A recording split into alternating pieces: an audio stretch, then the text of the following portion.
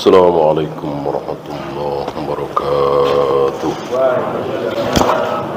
Innal hamdalillah nahmaduhu wa nasta'inuhu wa nastaghfiruh wa na'udzu billahi min shururi anfusina wa min sayyi'atina man yahdihillahu fala mudilla lahu wa may yudlil fala hadiya lahu.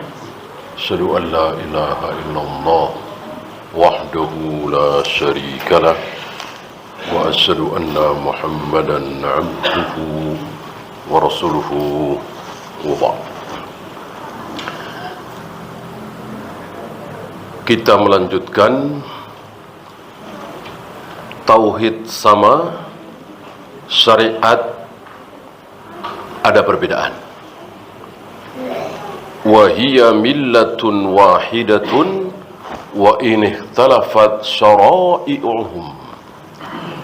Agama para nabi, para rasul satu, karena inti agama adalah tauhid. Inti agama adalah akidah, keyakinan. Maka tidak ada perbedaan dari Adam sampai Muhammad alaihi wassalatu wassalam, sedikit pun, dalam masalah akidah, dalam masalah tauhid. Adapun dalam masalah syariat ada perbedaan. Ya. Antum masih ingat istrinya Nabi Lut?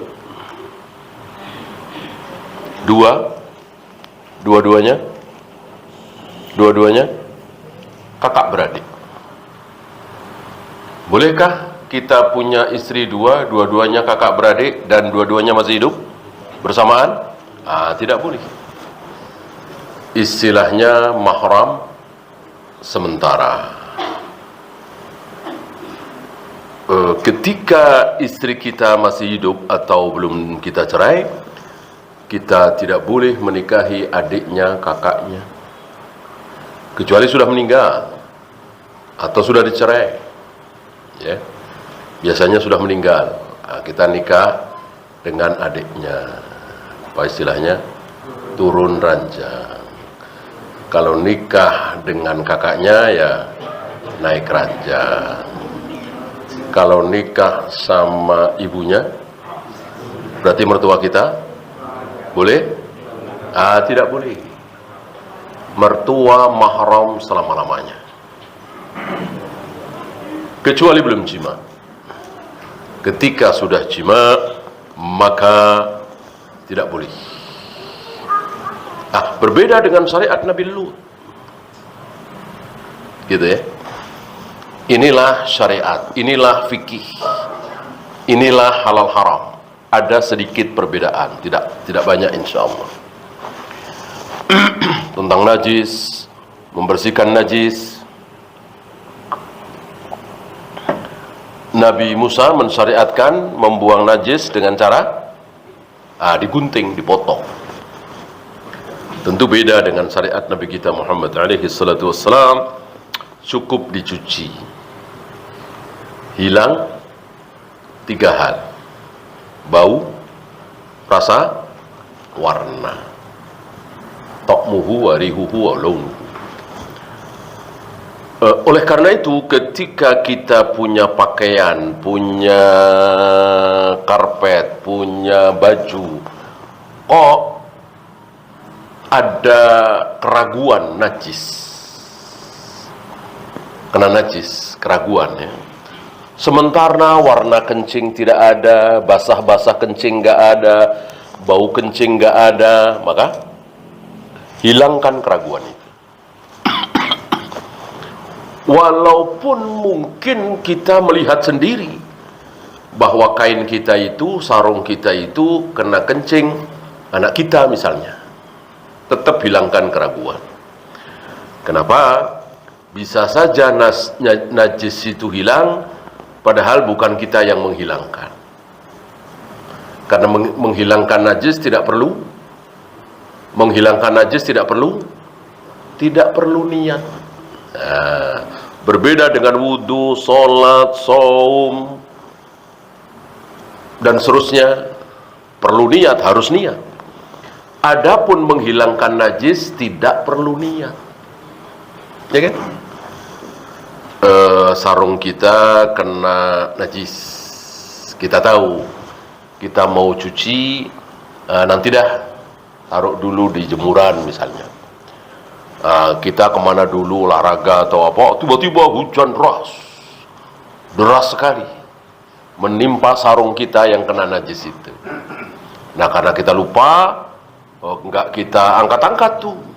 Habis kena hujan deras, kemudian panas, kemudian kering, kemudian kita datang situ, lupa besoknya atau lusanya, bau kencing sudah tidak ada, basah kencing sudah tidak ada, warna kencing sudah tidak ada. Maka kita harus yakin bahwa sarung tersebut suci, tidak najis. Walaupun nggak ada yang niat, nggak ada yang membersihkannya lah. Gimana niat orang nggak ada yang membersihkan, bersih dengan sendirinya. Ya. Ini sedikit berbeda dengan syariat Nabi Musa alaihi salatu wassalam. Ada nasih, ada mansukh. Nah, beliau memberikan contoh as-salatu ila Baitul Maqdis. Salat menghadap Baitul Maqdis, Syam, Palestina. Itu Rasul dan para sahabat. Salat menghadap ke Baitul Maqdis sama dengan Yahudi Nasrani. Di zaman Nabi mereka masih pada salat. Tidak seperti hari ini. Hampir-hampir mereka sudah tidak ada yang salat. Di zaman Nabi masih ada. Saum, kalau saum sudah jelas ya. Kama kutiba 'alal ladzina min qablikum kan.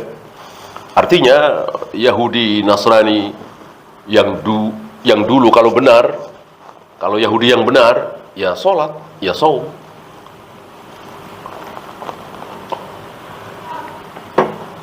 Rasul dan para sahabat sama dengan Yahudi Nasrani, salat menghadap Baitul Maqdis. Dan itu kejadian dari Mekah mula. Antum tahu bahwa sebelum Isra Mi'raj sudah ada salat belum? Sudah. Salat subuh, zuhur, asar, maghrib, isya belum ada. Tapi sudah ada salat 2 rakaat,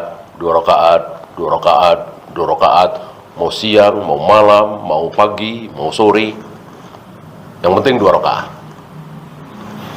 Nah, setelah peristiwa Isra Mi'raj baru ada subuh, zuhur, asar, maghrib, isya. Salatlah Rasul dan para sahabat bersamaan dengan orang-orang Yahudi, orang-orang Nasrani gitu, menghadap Baitul Maqdis. Setelah hijrah ke Madinah masih menghadap Baitul Maqdis. Kan Isra Mi'raj Rasul masih di Mekah apa sudah di Madinah? Masih di Mekah. Kira-kira 11 bulan sebelum hijrah. Akan langsung sholat 5 waktu di situ. Ketika hijrah ke Madinah masih menghadap ke Baitul Maqdis. Disitulah Rasulullah gelisah, gak enak hati. Kenapa membelakangi Ka'bah? Orang Madinah ketika menghadap ke Baitul Maqdis otomatis membelakangi Ka'bah. Disinilah jawaban dari pertanyaan kenapa Rasulullah itu gundah, gelisah, nggak enak hati baru di Madinah. Kenapa di Mekah tenang-tenang saja? Padahal baik di Mekah atau Madinah kan sama-sama menghadap Baitul Maqdis. Jawabnya,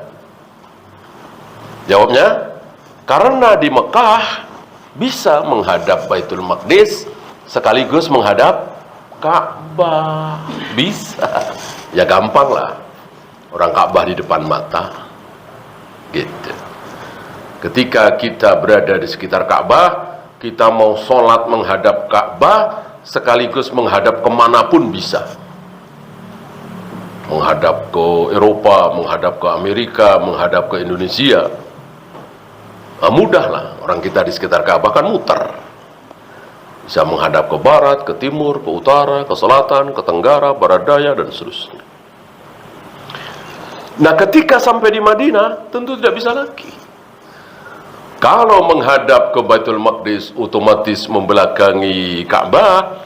Kalau menghadap ke Ka'bah, otomatis membelakangi Baitul Maqdis. Padahal perintahnya sholat menghadap Baitul Maqdis. Disitulah Nabi gelisah, sedih, gundah.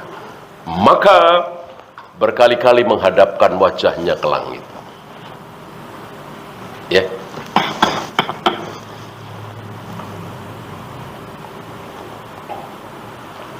Maka Allah jawab permohonan Nabi. Wawallu wujuhakum satral masjidil haram. Mulai saat ini hadapkan wajahmu ke arah Masjidil Haram. Akan aku hadapkan solatmu ke arah kiblat yang engkau ridhoi, yang engkau sukai. Nah, disitulah marah, kesal, jengkel. Siapa? Yahudi. Ini ketahuan boroknya Yahudi. Ketahuan aibnya Yahudi. Bahwa mereka itu merasa berat kalau diselisihi oleh kaum muslimin.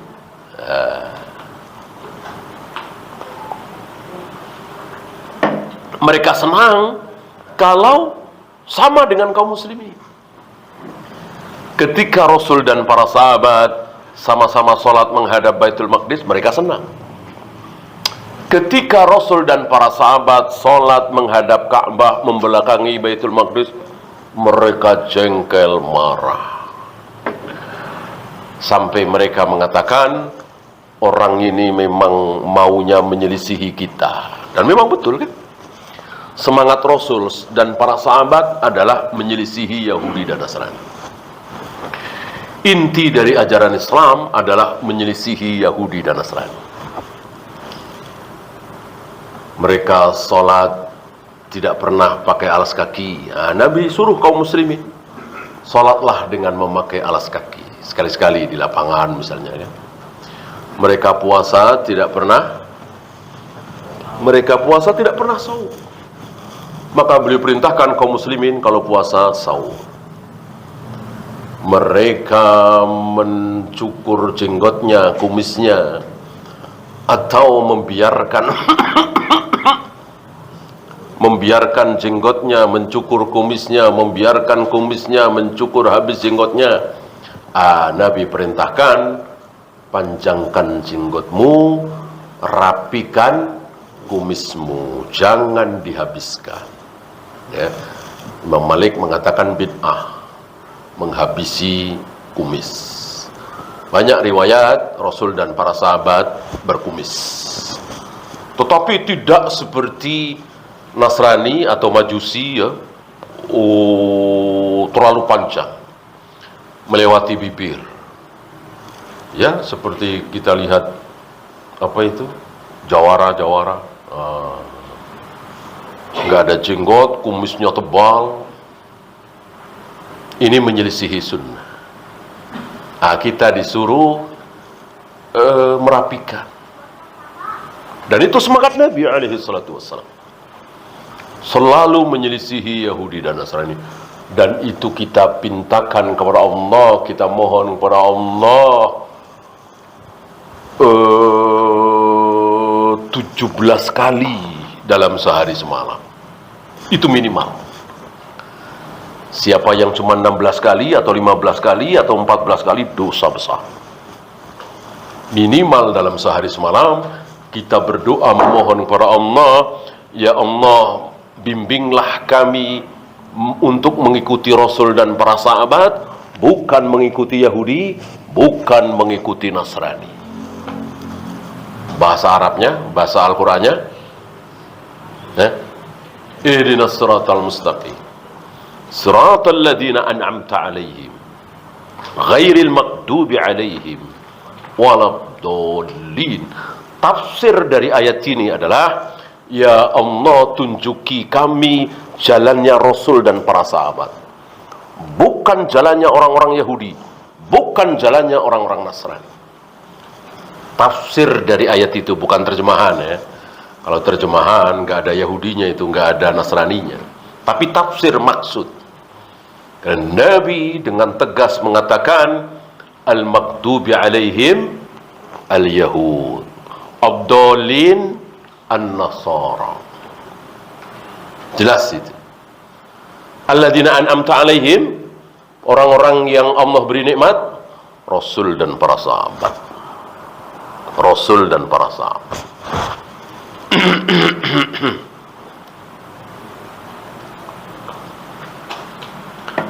Lihatlah diri kita atau saudara-saudara kita yang 17 kali sehari semalam memohon doa seperti tadi, kelakuan sehari-hari mengikuti Yahudi dan Nasrani. Ya. Siapa yang mencontohkan ulang tahun? Siapa? Kalau bukan Yahudi dan Nasrani? Kaum muslimin ikut-ikutan. Ya. Siapa yang mencontohkan ngubur mayat di tempat ibadah masjid?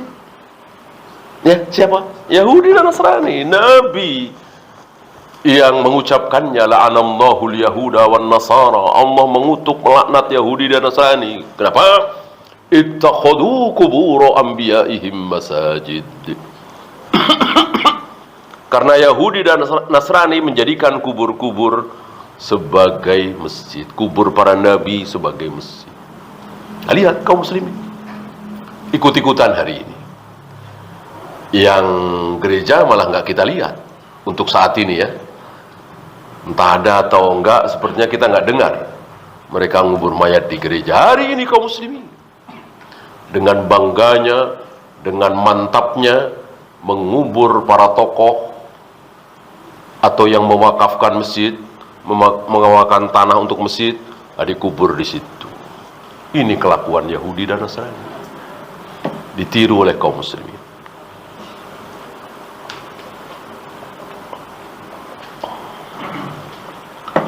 Dan lain-lain banyak sekali. Ya. Malam 1 Januari keliling-keliling niup trompet. Siapa ngajarin coba? Kalau bukan Yahudi dan Nasrani. Ya.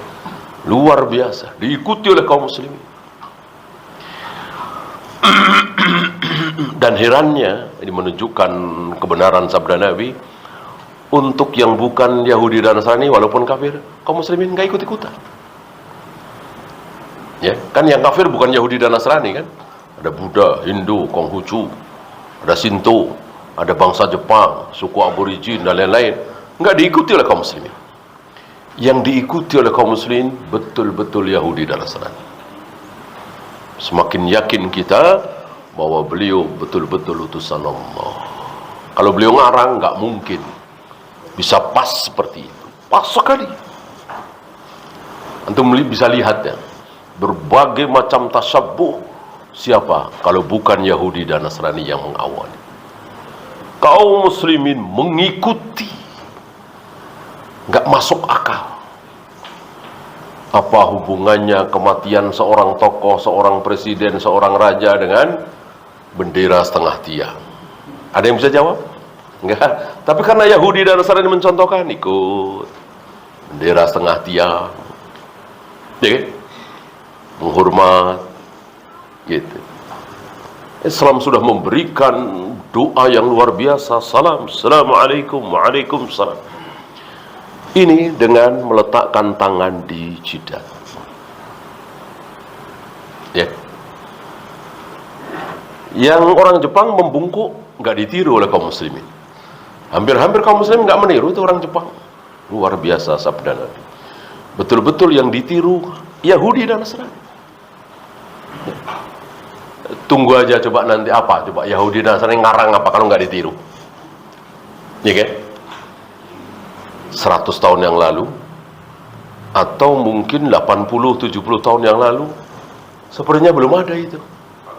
Ya, pesta, walimah, makan-makan, undangan di gedung bagus, ber-AC, makanan banyak, mewah, tapi nggak ada kursi satupun. Sepertinya 70 tahun yang lalu, 80 tahun yang lalu, belum ada itu.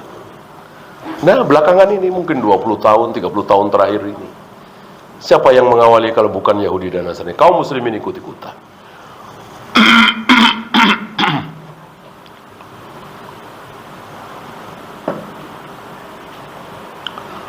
Bahkan Nabi mengatakan begini, seandainya Yahudi dan Nasrani, di antara Yahudi dan Nasrani ada yang zina dengan ibunya, maka pasti ada di antara umatku yang juga akan berzina dengan ibunya. Artinya, tidak ada kelakuan Yahudi dan Nasrani yang tidak ditiru oleh kaum muslim. Dan kita saksikan hari ini. Lihat, riba, asuransi, dari mana coba? Dari mereka, al-Yahud terutama. Ya. Ditemukannya bank asuransi kan bukan dari negara-negara muslim, negara Arab, bukan, dari Yahudi. Kaum muslimin mengikutinya.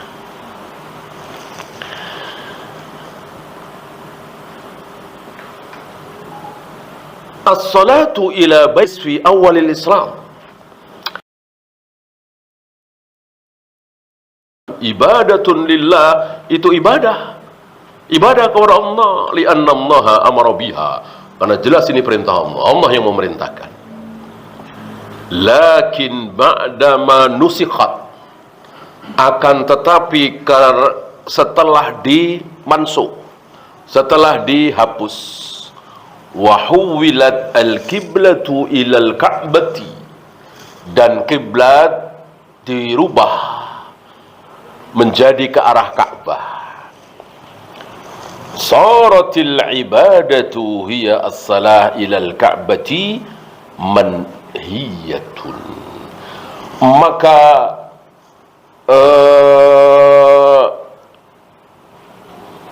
al-kiblatu ilal baitul maqdis manhiyat.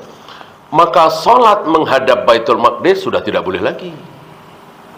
Siapa yang masih terus mempertahankan, kafir, terancam kafir, karena menentang Allah dan Rasulnya, melawan Allah dan Rasulnya. Ya, fadinur rusuli wahidun. Maka agama para nabi, para rasul adalah satu. Wa in ikhtalafat syara'i'uhum, walaupun syariat mereka berbeda-beda. Diibaratkan seperti apa? Diibaratkan seperti saudara seayah, tapi lain ibu. Dan itu banyak sekali. Di zaman sahabat, di zaman tabi'in, atba'ut tabi'in, apalagi di zaman para nabi, para rasul, banyak sekali. Seayah tapi beda ibu. Seayah beda ibu. Ya. Sekarang jarang. Ya. Sekarang di negeri kita ini ya satu ayah satu ibu. Gitu ya. Seayah seibu. Orang ibunya cuma satu, ya kan? Istrinya cuma satu, ya seayah seibu. Nah, hari itu seayah lain ibu banyak sekali. Saya bacakan. Wa qad shabbahahumun nabiyyu sallallahu alaihi wasallam bil ikhwati li'anat. Ini diumpamakan oleh Nabi alaihi salatu wasallam seperti al-ikhwat lil'anat. Sebapak beda ibu. Wahum al-ikhwatu minal ab, abuhum wahidun, walakin ummahatuhum mukhtalifat. Ayahnya satu, ibunya berbeda-beda. Ya. Wa kadzalika rusul. Demikianlah para nabi, para rasul. dinuhum wahidun, agama mereka satu. Diistilahkan inti agama adalah tauhid tadi, akidah satu. Tidak ada perbedaan di antara 124.000 nabi. Dalam masalah tauhid, dalam masalah akidah, tidak ada perbedaan sedikit pun. Misalnya Nabi Musa mengatakan Allah bersemayam di atas arsy. Kemudian Nabi Isa mengatakan Allah berada di mana-mana. Tidak mungkin. Tidak mungkin. Nabi Muhammad SAW mengatakan bahwa Allah menciptakan Adam dengan kedua tangannya. Kemudian Nabi Ibrahim mengatakan Allah menciptakan Adam dengan kun fayakun. Ya, tidak mungkin. Tidak mungkin. Pasti sama. Yang beda tadi, masalah fikih, masalah syariat.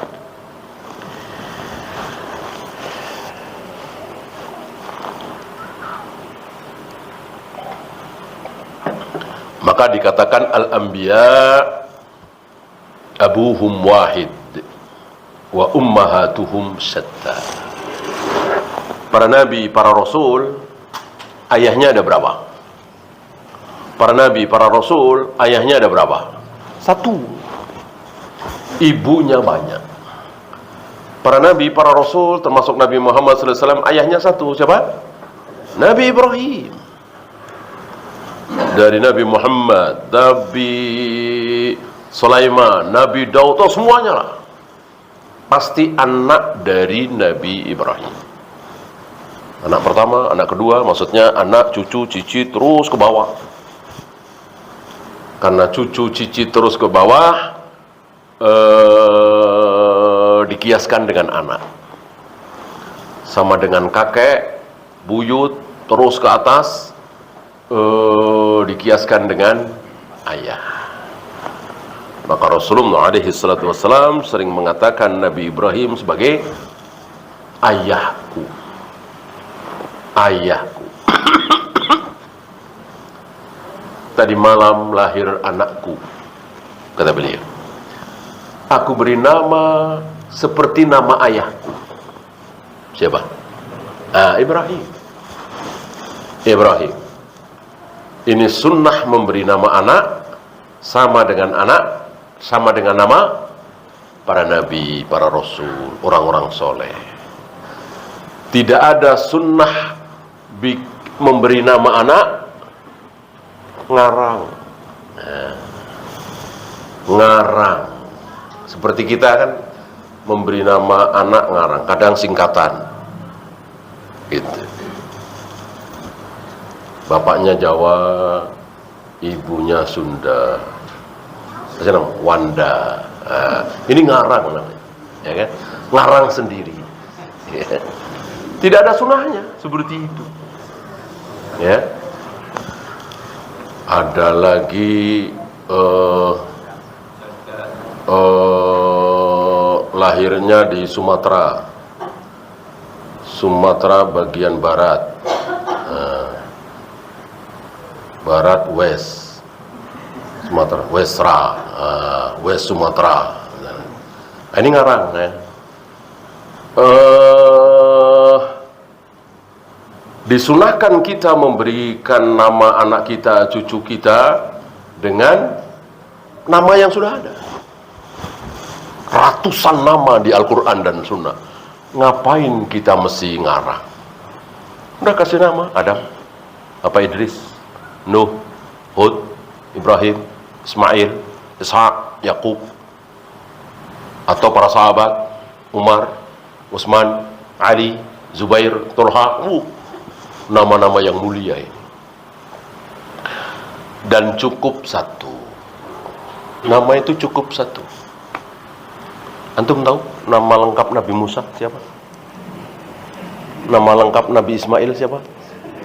Nama lengkap Nabi Ibrahim? Enggak ada, udah lengkap sekali itu. Musa, Ibrahim, Ismail, cukup satu. Kalau mau dua, ya sama ayahnya. Kalau mau tiga, ya sama kakeknya. Gitu. Maka orang-orang Arab seolah namanya panjang, itu bukan namanya panjang, tapi dibinkan ke ayahnya. ke kakeknya, ke buyutnya, dan seterusnya, dan itu sunnah. Ya.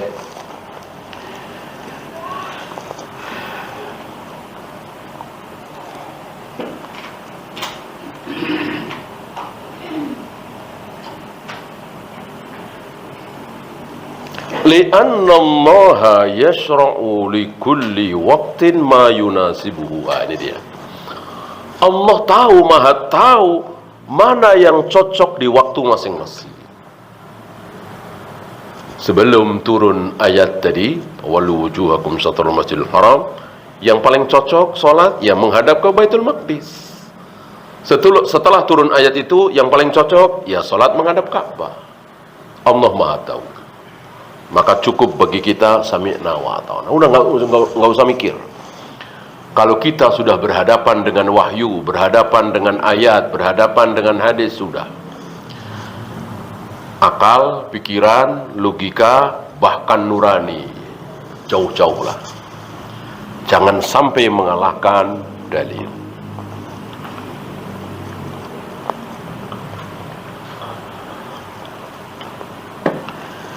Walikulli ummatin ma yuslihuha wa huwa a'lam. Maka setiap umat, setiap zaman, setiap waktu itu sangat sesuai dengan syariatnya. Allah yang paling tahu. Ya.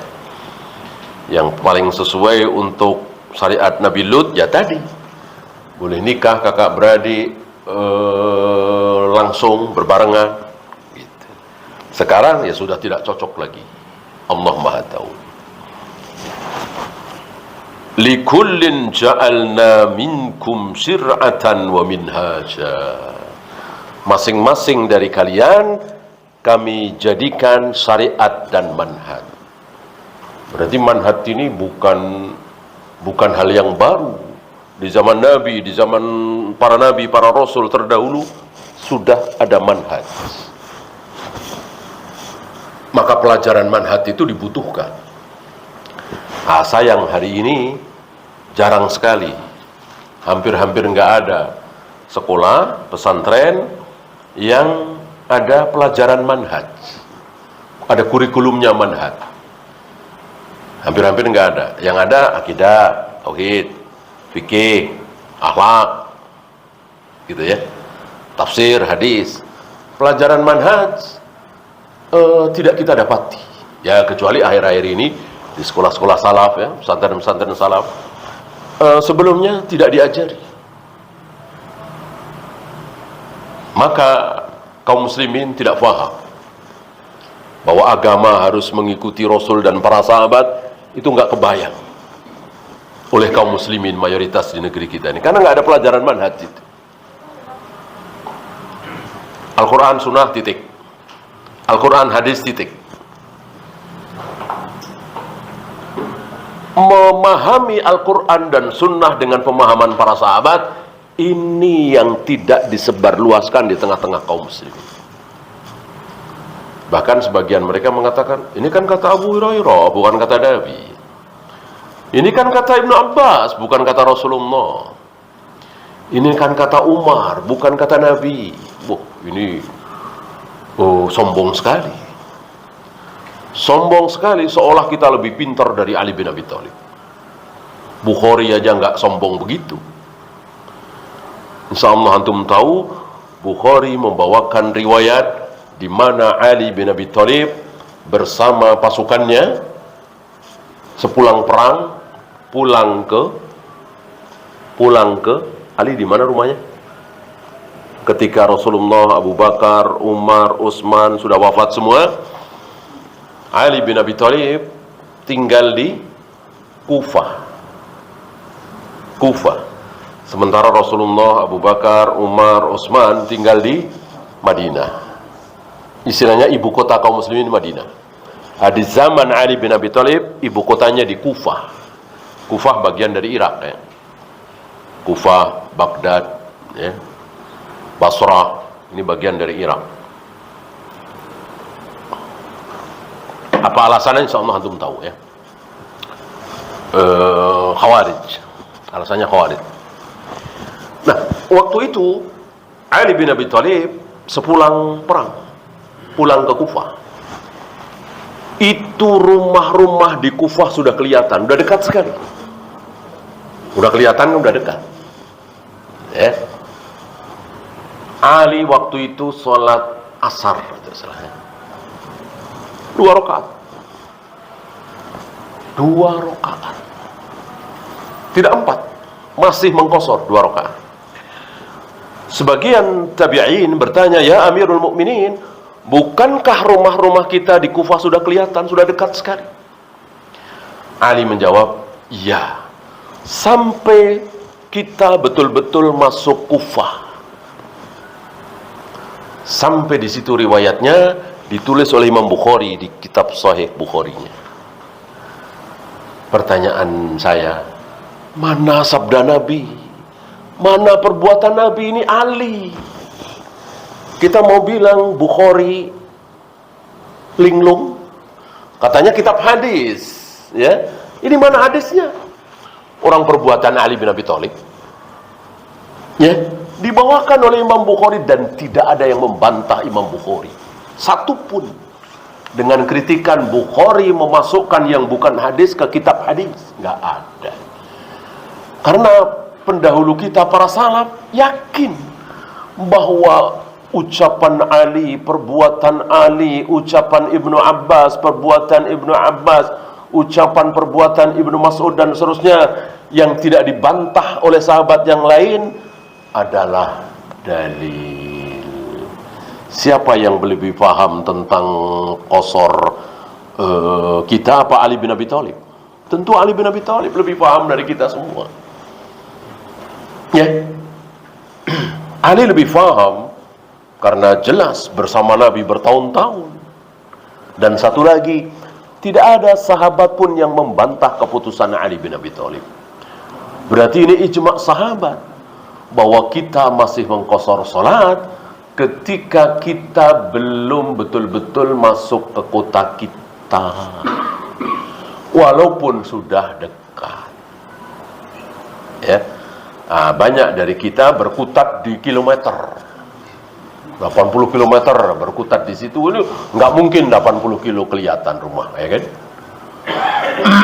Kelihatan ya mungkin 7 kilo, 5 kilo.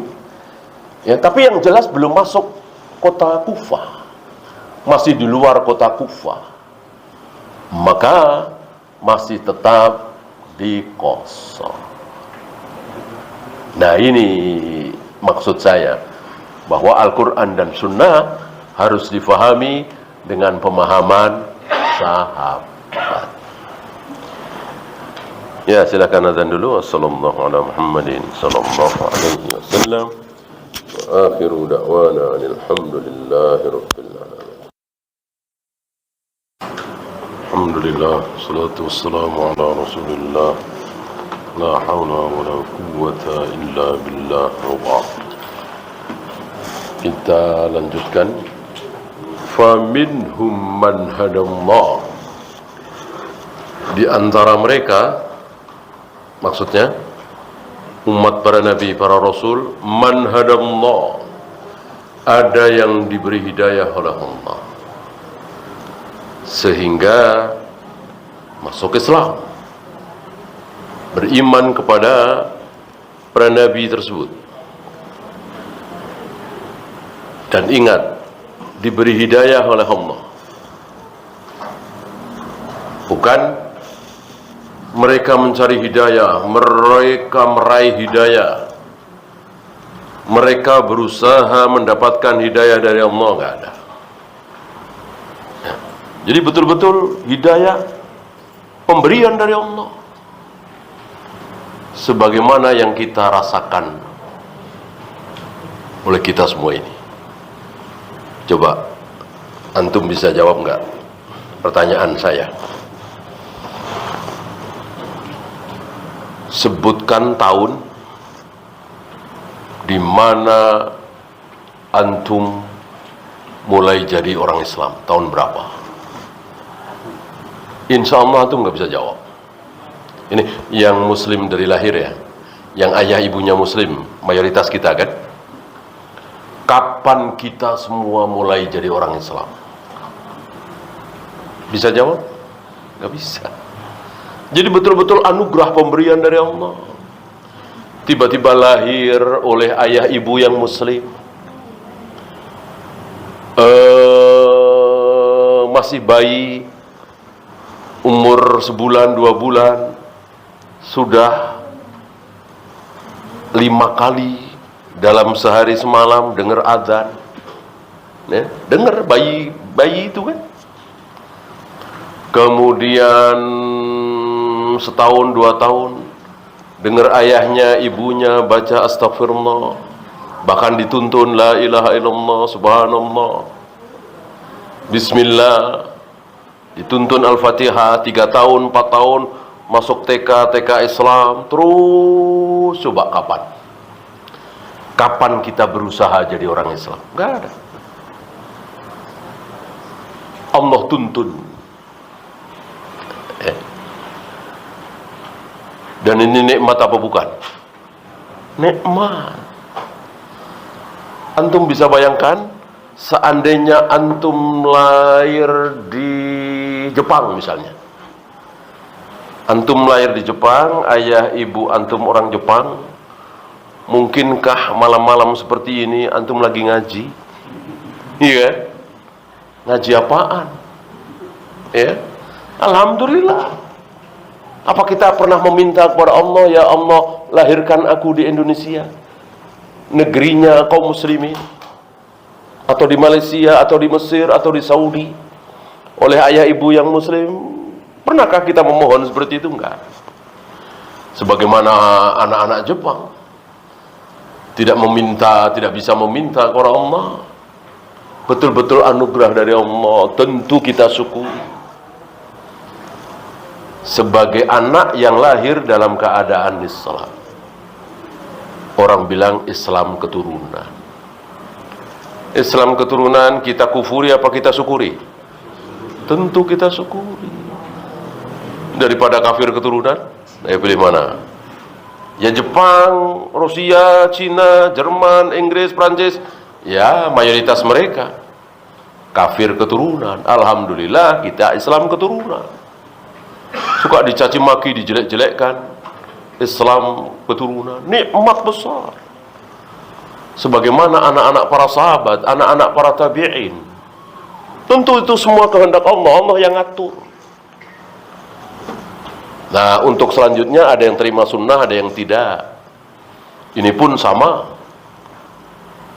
Apa 30 tahun yang lalu, 40 tahun yang lalu, antum pernah mengatakan, saya mau cari-cari kajian sunnah biar saya dapat kenal sunnah? Pernah berpikiran seperti itu? 30 tahun yang lalu, 40 tahun yang lalu? Enggak kan? Tahu-tahu ada pengajian rame-rame, apaan nih? Iseng ikut dah. Kena. Dapat hidayah. Tahu sunnah, tahu bid'ah. Bahkan ada yang jengkel, kesel sama bininya. Itu belanja nggak udah, kesel dia tinggal aja ke masjid raya waktu itu Bintaro. Rame-rame apaan nih, ya? Dia dengerin dari maghrib sampai alhamdulillah sampai hari ini. Faham sunnah, tahu mana sunnah mana bid'ah. Allah yang menggerakkan. Gak ada kita ya Allah tunjukkanlah kepadaku yang sesuai dengan Nabi yang mana, yang sunnah. Ya, jarang sekali. Mungkin 1-2. Mayoritas ya udah ikut saja. Ada yang gak enak sama temennya, ngajak lagi. Kita gak enak kan? Temen akrab, temen lama, temen SMA dulu. Ajak lagi, ya udah dah ikut aja. Nggak enak kan? Dapat sunnah, kenal sunnah. Begitu. Semuanya Allah yang mengatur. Maka jangan sombong kita. Ini pencarian saya. Ini hasil kerja keras saya. Sehingga saya mengenal sunnah. Enggak. Itu pemberian dari Allah, anugerah dari Allah, nikmat dari Allah yang wajib kita syukuri. Jangan kita sombongkan. Wa haqqat alaihi dhalalah. Dan ada yang dia harus sesat. Sudah hak, nggak mungkin nggak, dia harus sesat. Dan kesesatan dia sudah direncanakan oleh Allah, sudah diketahui oleh Allah, sudah ditulis oleh Allah di Lauh Mahfuz 50.000 tahun sebelum Allah menciptakan langit dan bumi. Kesesatan Fir'aun sudah ada ketika pertama kali langit dan bumi diciptakan, sudah ada catatan. Allah yang mencatat bahwa Fir'aun ini harus sesat. Begitu pula Abu Jahal, Abu Lahab, Iblis. Dia aku suruh untuk sujud kepada Adam, dia nggak mau. Gini, semuanya rencana Allah. Tidak ada yang keluar dari rencana Allah sesenti pun. Tidak ada kejadian di jagat raya alam semesta yang keluar dari rencana Allah, keluar dari catatan Allah. Tidak ada. Yang besar, yang sedang, yang kecil, yang berhubungan dengan pahala dan dosa, dan yang tidak ada hubungannya dengan pahala dan dosa. Jatuhnya sehelai daun. Jatuhnya sehelai daun, gak ada hubungannya dengan pahala dan dosa, nasib, segala macam. Tapi Allah telah tulis. Padahal ada berapa ribu daun dalam satu pohon, ada berapa pohon dalam satu kota, ada berapa kota dalam satu negara, ada berapa negara. Berarti jutaan miliaran daun. Yang ini kapan jatuh, yang ini kapan jatuh, yang ini kapan jatuh, Allah sudah tahu. Dan sudah ditulis di Lauh Mahfuz, sudah direncanakan. Apalagi masalah surga neraka, masalah sesat dan dapat hidayah, ya. Maka beliau katakan di sini, al-qadarus sabiqul muqaddar bil lauhil mahfuz bisababi kufrihi wa inadihi. Sudah dicatat di Lauh Mahfuz. Tidak ada yang keluar dari catatan. Wallahu a'lam. Ada pertanyaan, silakan.